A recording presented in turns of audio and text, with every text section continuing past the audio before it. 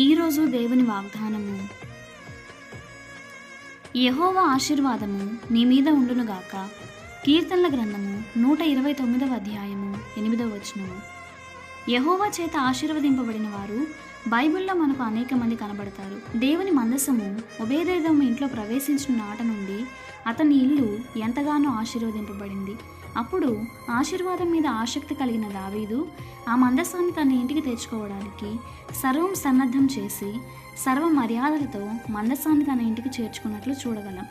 ఆశీర్వాదం పట్ల ఇంతటి ఆసక్తి చూపిన దావీదుకు పూర్తి వ్యతిరేకంగా ఏశావు తన జ్యేష్ఠత్వపు హక్కును, దాని ద్వారా వచ్చే ఆశీర్వాదాన్ని కాలదన్నుకొని శాపవచనాలతో మిగిలిపోయినట్లు చూడగలం.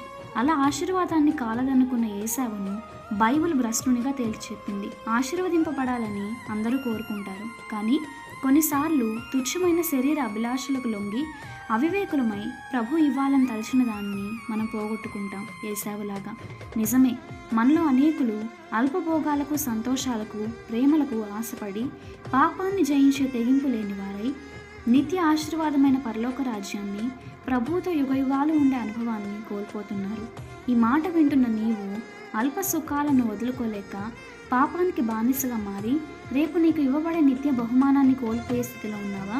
అయితే నీవు క్షణిక భోగాలకు ఇష్టపడుతూ శాశ్వత శ్రమను లక్ష్య పెడుతున్నావు. దయచేసి ఆ స్థితిని విడిచి మారు మనసు పొంది శరీర క్రియలు వదిలిపెట్టి పాత రోత జీవితాన్ని మరలా జీవించక ప్రభువులో నూతనంగా జన్మించి ఆయనలో వర్ధిల్లు.